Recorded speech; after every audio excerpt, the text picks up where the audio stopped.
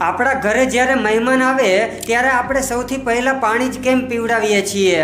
તમે ક્યારેય વિચાર્યું છે? તમે દૂધ પણ પીવડાવી શકો છો, અન્યથા કોઈ બીજી વસ્તુ પણ પીવડાવી શકો છો, પણ પાણી જ કેમ પીવડાવવામાં આવે છે?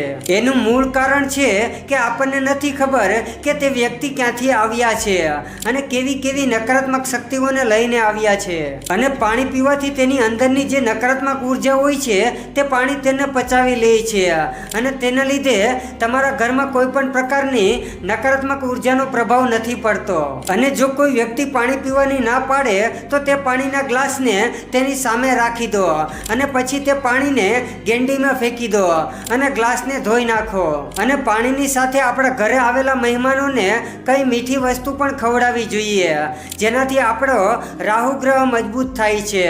અને આવા જ વિડીયો જોવા માટે અમારી ચેનલને ફોલો કરો અને કમેન્ટમાં જય માતાજી લખી દેજો.